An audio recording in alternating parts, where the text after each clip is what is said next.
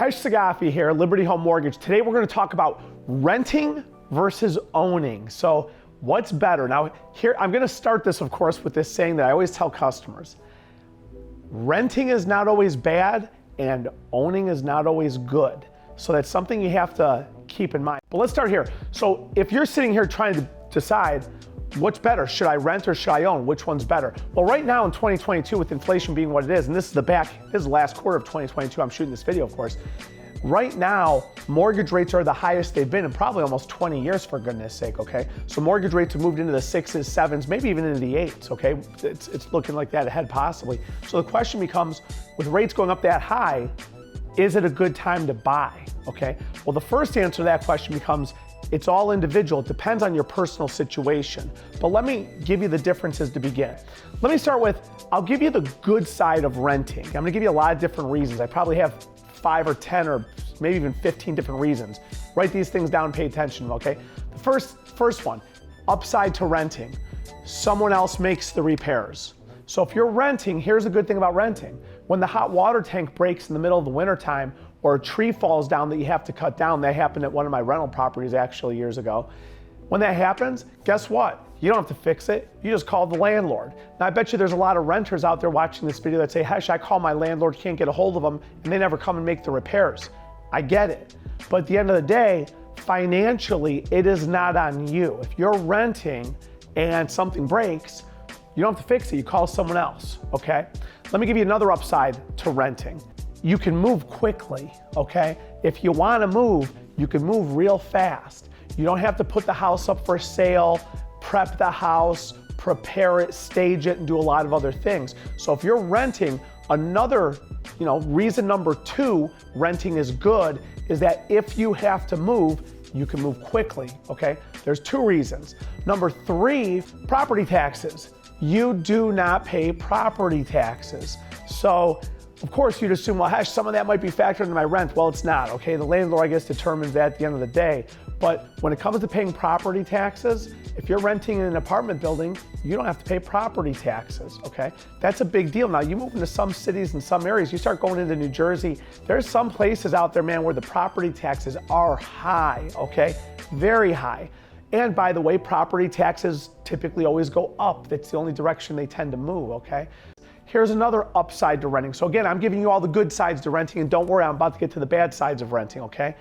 Your apartment where you're renting, you are not affected by economic downturns. I could jump all the way back to the Great Recession of 2007 when property values dropped 10 to 20%, in some places of this country dropped as much as 50%, okay, depending on the neighborhood, the city, the state, the location. But a lot of, when the economy's booming, property values go up. When the economy's getting massacred like it is sort of right now with inflation and other things, property values come down. When you're renting, at the end of the day, you're not affected by any of that. You really don't care. So you don't really have value or equity or anything in the property. So it doesn't really matter if property values are going up, down, or sideways. It just doesn't matter. So that's another upside to renting. Now let me give you the downsides to renting, okay? And the downsides, here's the truth, everybody, is that the downsides are, there's just too many of them, and they're too great. It's wonderful to say when the hot water tank breaks, you don't have to pay for it, but I have news for you. I've owned my house for 20 years. Do you wanna know something? My hot water tank hasn't broken. Now for those watching that know hot water tanks, 20 years is a lot to get out of a hot water tank. But your roof, it lasts for 20 to 30 years, okay? So yes, when you're renting, you don't have to pay for repairs, but the truth of the matter is these aren't repairs that come up every week and a half or something like that. Let me give you the downsides of renting. Number 1, you don't build any equity, okay? You pay rent $1,000 a month or $2,000 a month. I got news for you. In 30 years from now, you've got absolutely nothing to show for it. There's no equity. Now, when you're young and you're in your 20s and you're sitting here, you don't really care about that stuff. You start getting up into your 40s and 50s and 60s sitting here saying, man, I've been doing this for 20 years. I've got absolutely nothing to show for it. One of the downsides to renting in, one of the bigger downsides is you build no equity, okay? Second one, your living expenses never go down. Your rent never goes down. Here's something for you on a house. When you pay off your mortgage, you might take out a mortgage right now and your payment's $2,500 a month. And $2,000 of that is towards the loan you're paying on, principal and interest. Taxes and insurance are $500. The total payment's $2,500. I got news for you. In 30 years from now, or who knows, maybe you went with a 25-year or a 20-year or a 15-year or a 10-year term loan, and you're going to pay that thing off sooner. Ultimately, at some point in time, when you pay off your house, that $2,000 of the $2,500 goes bye-bye. The only thing you're left with are property taxes and homeowners insurance. So the truth of the matter is, you take out a mortgage at the age of 25, by the time you're possibly in your 50s or 60s or 70s, you've paid off your mortgage. Now, the only expense you have to your house are taxes and insurance. When it comes to renting, in 30 years from now and in 300 years from now, you're still paying $2,500 a month. So another downside to renting is that your house payment, your rent payment, never goes down, okay? On a house, it most certainly goes down because ultimately you pay off the loan you don't owe. Now you have taxes and insurance. That's a real big deal because guess what also? When you retire, your income is not gonna be what it was when you were working. So the fact is, having a lower payment, that's a big deal, especially when you move into retirement, okay? Another one, for example, when you're renting, you can't have any pets. I can't say you can't have any pets. It's hard to have pets, okay? A lot of landlords do not allow dogs and pets and things like that. So downside to renting is a lot of times you can't have pets, or if you do have pets, they charge you more money to have pets, okay? And you know this. Or maybe you have two dogs, and you want to get a third dog, and the landlord's limiting you, saying, no, you can't have a third dog, and you want a third dog, and you can't get a third dog. Or the type of dog, okay? I could show you my little nephew, Walter, the pit bull, okay? Pit bulls are not always allowed in the rental apartment complexes and things like that. So when it comes to pets, that's a big deal, okay? When you live in an apartment, here's another downside. The distance between you and your neighbor is 2 sheets of drywall and a 2x4, okay? Your neighbors are right on the other side of the wall. When you own a house, I got news for you. Your neighbors, they could be 10 miles away from you if you want to move into that type of area. So when you're renting, another downside is your neighbor is right through the wall. I'll give you another downside of renting, and this is a big deal. No income tax deductions. You do not get any tax breaks whatsoever for your rent. There's a general rule of thumb, okay? Whatever you pay on your mortgage, generally, it's not an absolute, generally, take conservatively 20% of what you paid. So if you paid $2,000 a month of a mortgage, take 20% of that, that's $4,000. That is what you will be given back in the form of an income tax refund, okay? $4,000 cash. You paid out $24,000 in hard dollars. Now, income tax time, you get a tax deduction. When you're renting, there are no income tax deductions for renting, okay? How about this one? Rent goes up over time.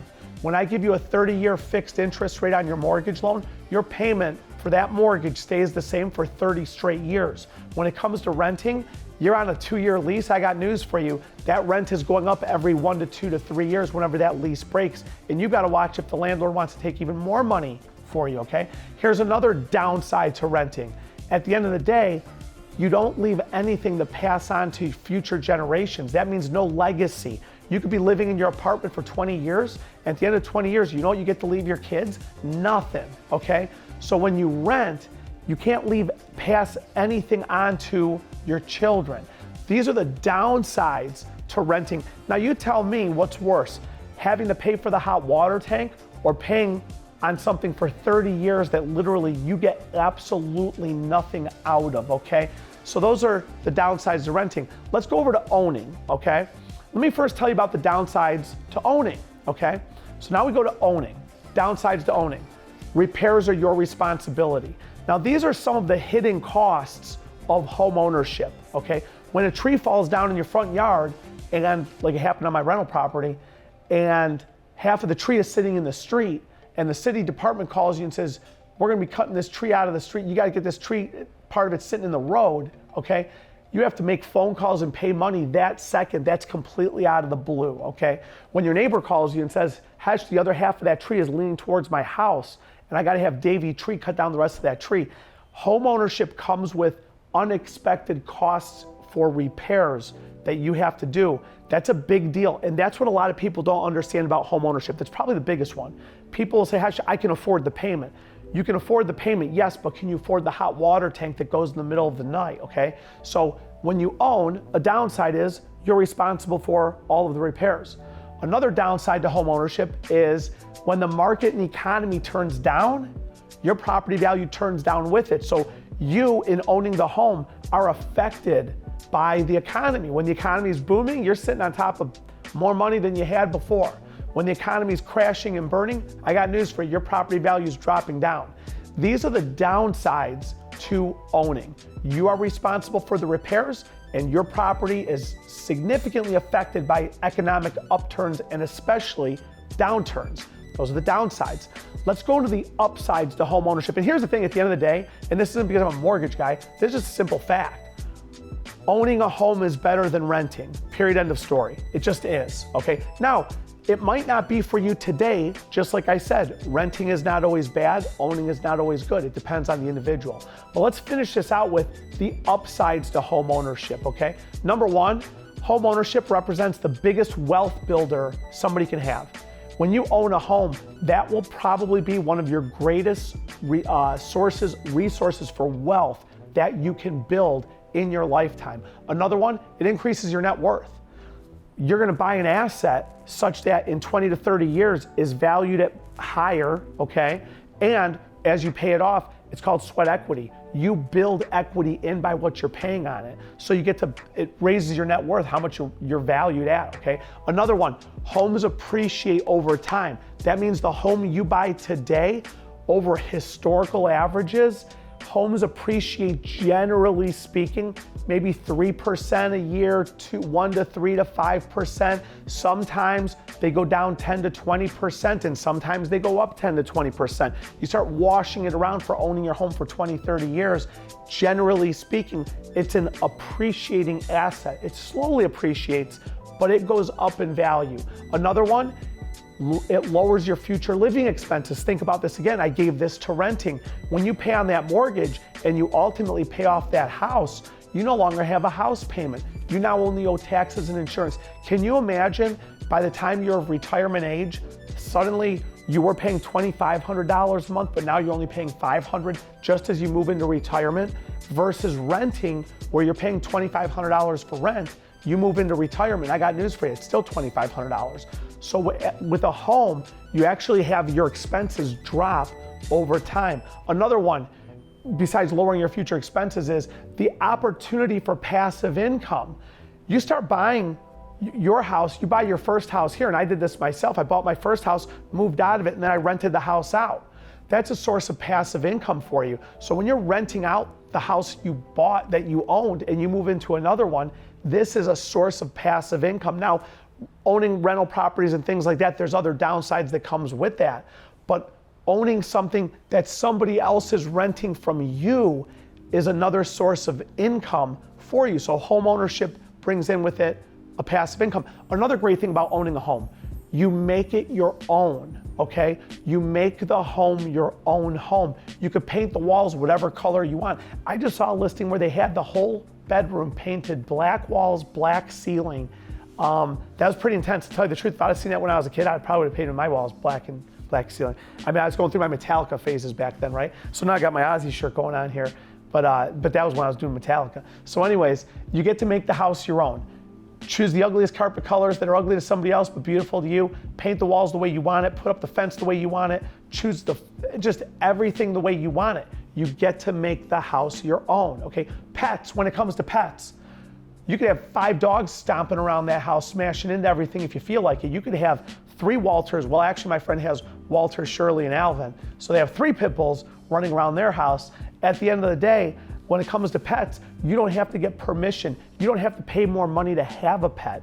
That's a big, big deal because a lot of people, their pets are more important to them than their children, for God's sakes. So when it comes to pets and you own a home, that's a big deal. Another one, no one can sell it from under you. I'm sure there's gonna be a lot of people watching who say, Khash, my landlord just called me out of the blue and said, I'm selling this house. Like, you gotta get out, you gotta get going. They just pull the rug out from under you. When you own a home, that does not happen. Tax write-offs. Again, I gave the equation a little bit ago. When you own a house, you get to deduct your mortgage interest and taxes up to a certain amount off of your income taxes, resulting in you getting a bigger tax refund or even paying less in taxes. Home ownership saves you that money. Renting doesn't come with that. That is a huge deal. Another one, stronger social ties. I have news for you. Not that I'm the social butterfly of my neighborhood, but I love my neighbors. They're awesome people. When you own a home and you live in the neighborhood, you take care of it better. It's just simple. Anytime you own anything, you have a more vested interest in it. You take better care of it. Your social ties in neighborhoods where home ownership is high are much greater than in apartment living. It's just a simple fact, okay? 30-year fixed rates, a 30-year fixed payment. This is another upside, which I kind of already gave, is that your payment's fixed for the term of the loan. Okay, now property taxes and homeowners insurance generally go up, but very slowly. Whereas for rent jumps really quick according to what the landlord wants. So again, home ownership comes with fixed payments. Another one, and this is a big one, and I'll finish this thing up with this one here, is that with your home, it is something that you get to pass on to future generations. You can give it to your children, you can give it to your grandchildren. It's a tangible asset that you have to give. When you rent an apartment, I'm sorry, you have a tangible nothing. There's nothing to pass on, there's nothing to give, there's no legacy. The memories in an apartment are somewhat non-existent, as opposed to a home where people remember where they were when certain things happened.